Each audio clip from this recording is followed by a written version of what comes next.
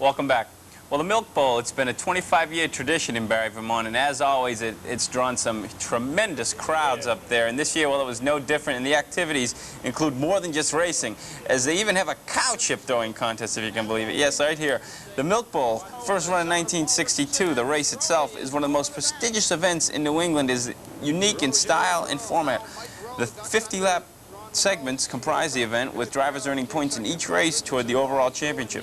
To start the first 50-lapper, the Cars time trial with the fastest starting on the pole. The race is run with each earning his finishing position in points. Fifth equals 5 points, etc., etc. The second segment is lined up by reversing the finish of the first.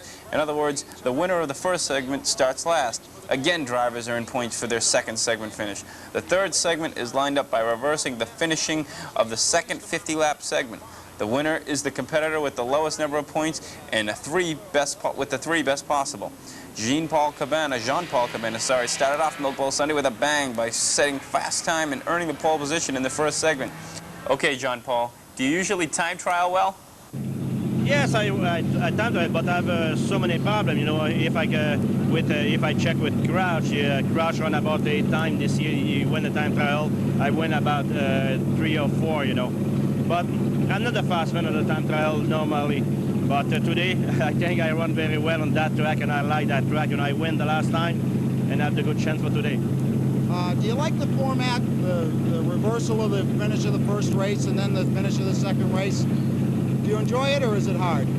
But I win, you know, I remember so many years before, you know, I won the 350 laps. But when 1987, you can make that, you know, the reason the traffic is hard, plus the competition, you can start in the back, you know, go finish straight in the front and 50 laps, that's about impossible.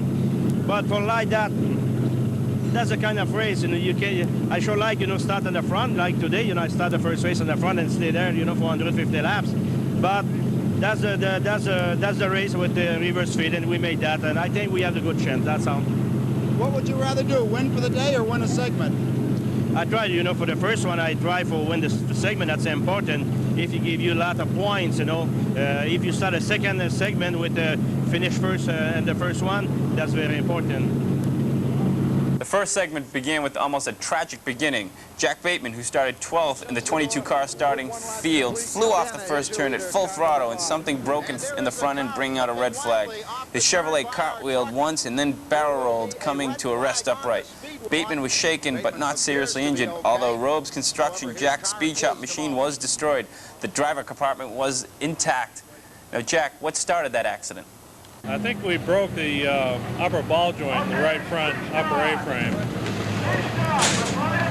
Are you hurt? Well, no, I don't know. I'm pretty sore. My neck hurts, but I think I'm all right. Will you go to work tomorrow? Well, hopefully I won't have to. Well, tomorrow's a holiday, so I'm going to be doing a lot of resting. On the serious side, will you fix the car and bring it back out for the race at Catamount? Yeah, definitely. We'll fix the car. It's a little twisted up. I think it looks a lot worse than it really is. Okay. Do you feel now, after taking a severe spill in this car, that it's a safe enough race car to use? Definitely. It's definitely a safe race car. It's well built. I've been in similar wrecks in smaller cars and so on, and this is a good, safe car. On the restart, Cabana held his advantage. Then on the 13th circuit, Cabana got caught with a back marker exiting the pits, giving the lead to Crouch. Defending Milk Bowl champion Robbie Crouch was able to cruise to the first segment victory. Let's go to Dan Wolf right now with the victorious Robbie Crouch. Robbie, you won all 3 segments in this race last year. You started right out hot. How do you feel now?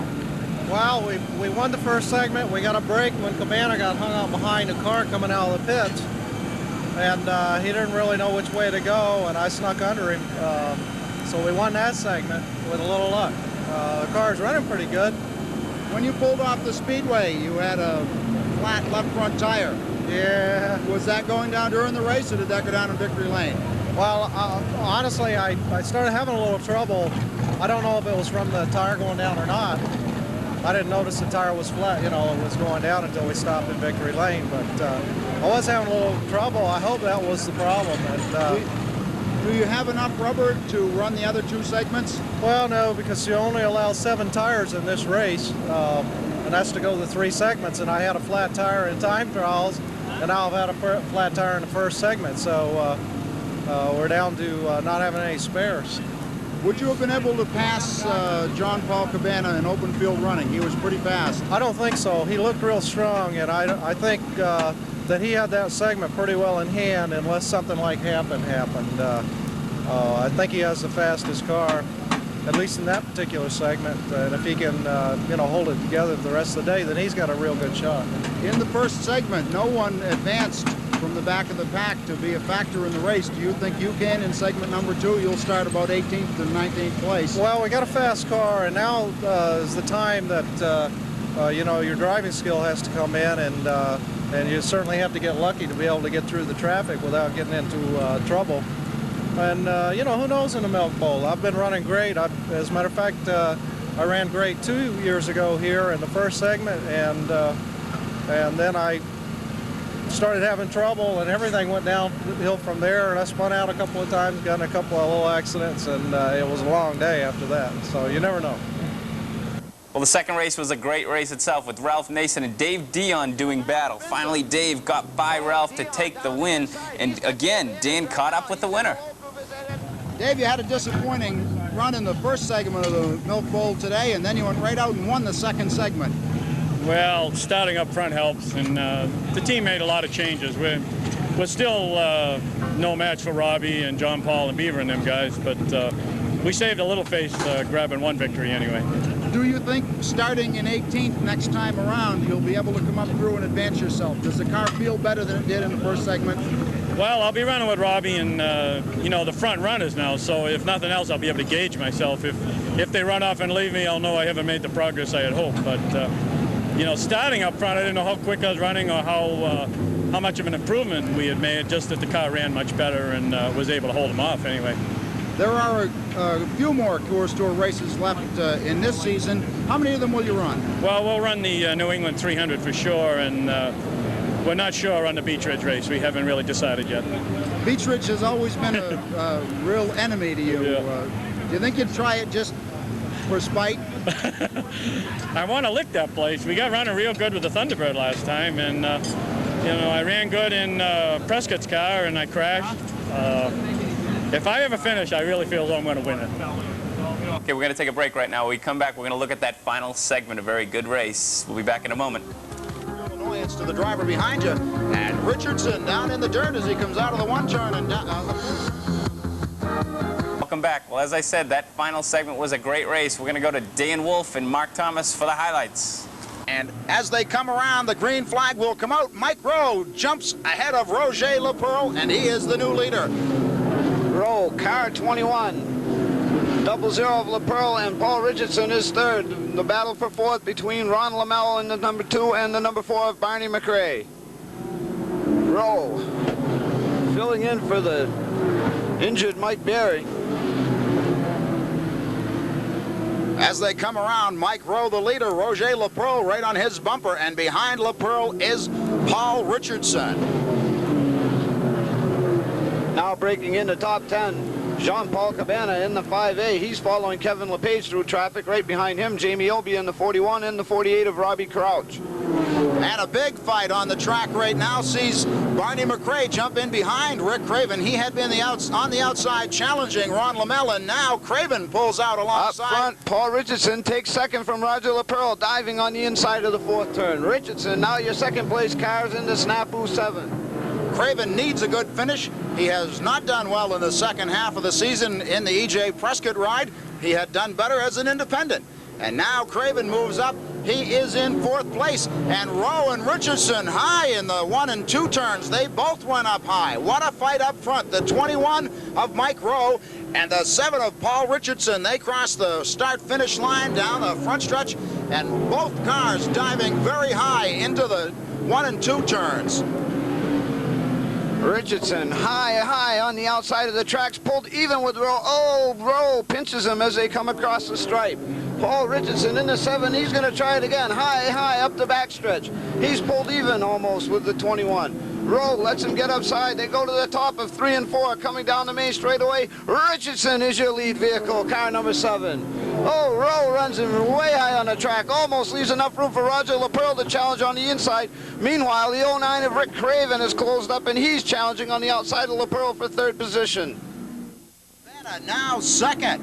And Paul Richardson, troubleless. He passes a lap car. The 66 car failed to move down for Richardson. Richardson had difficulty with that at Claremont. And now Cabana pulls up behind Paul Richardson. Cabana, oh, yellow on the speedway. Looks like a car went off the top of turn 4. It's the 21, Mike Rowe, in the Action Racing car.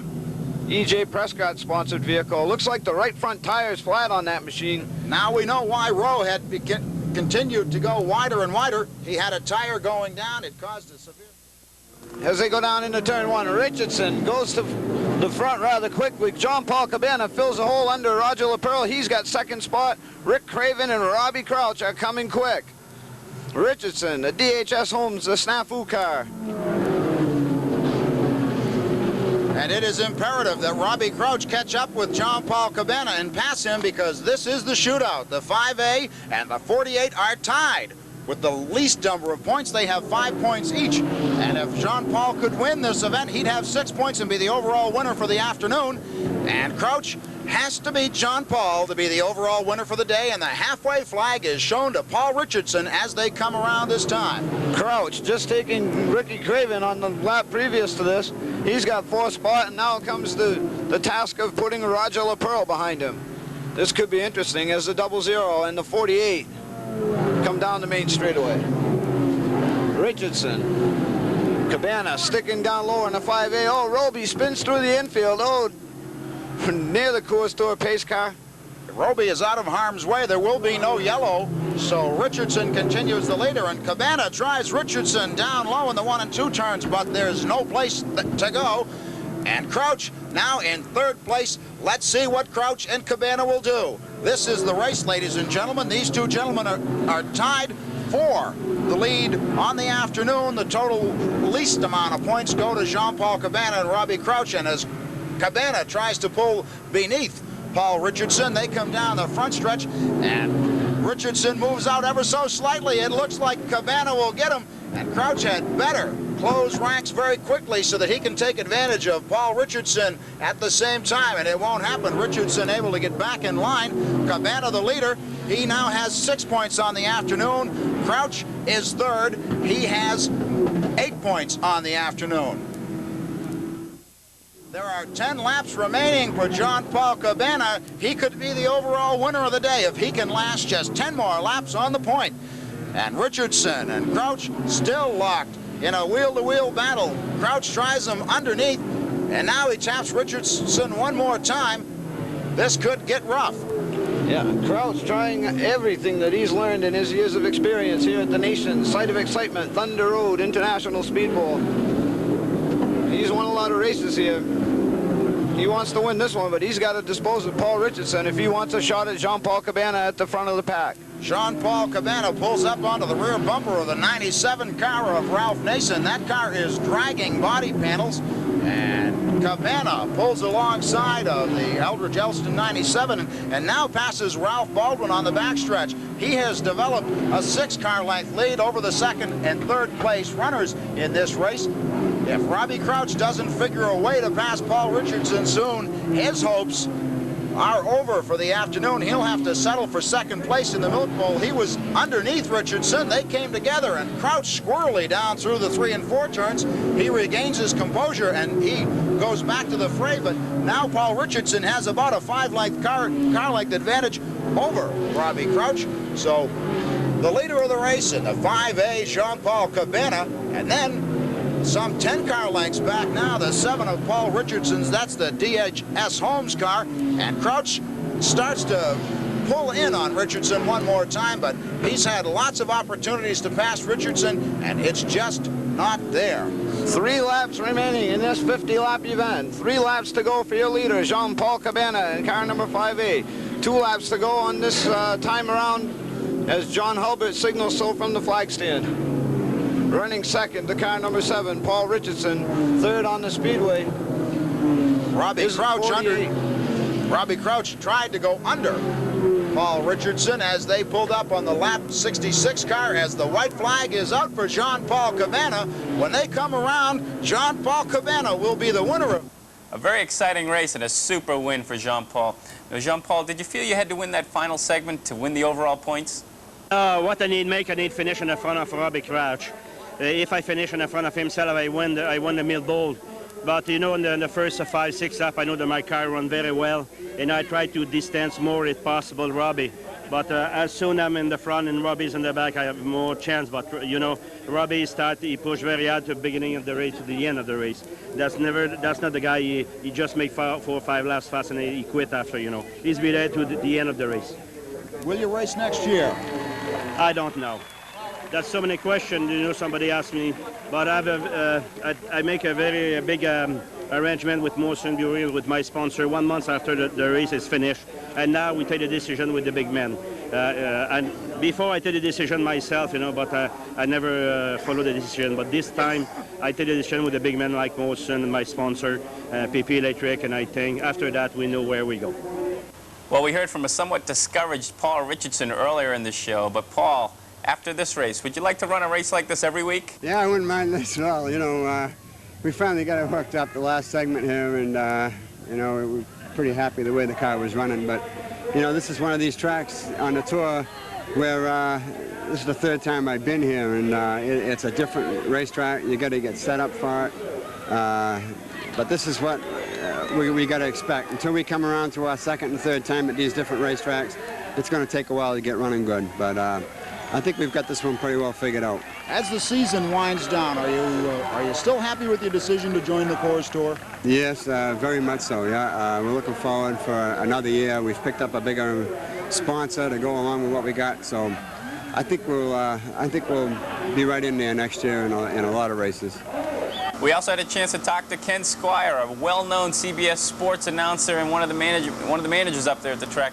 Ken, do you ever have a bad day up here? Oh yes, we've had them. We've had times it's fairly empty, but the good news is that this year has been just remarkable. We've been blessed. You know, I think it's probably the best show in America for the price. Not many places you can go for $2.50 and see 14 events on a Thursday night and start at 7:30 and be done at 10 o'clock. And then we had this family ticket, you know, $5 for family of 4. Concessions did great. Everybody had a good time. And because of the type of cars that we're running right now, these Tiger cars, it allows us to do that. And then when we run the big races, we get the dollars they need too. But we really think it's brought it back. We've had the biggest crowds we've ever had. Will you run the same format next year? Yeah, pretty much, but this year we went to 2 features. We may have to, you know, we've been 5 years at $2.50. We might alter that a little. We've got to talk that over this winter. But it's been great, and this Milk Bowl, which is such a tradition and such a great part of, I think, American racing, has such a unique format. Certainly proved it today, and to see Cabana win in what is becoming the afterglow of his career was very special. Okay, you've been a figure in Vermont racing for years. How did you happen to jump up into national prominence and work for CBS? Beats me.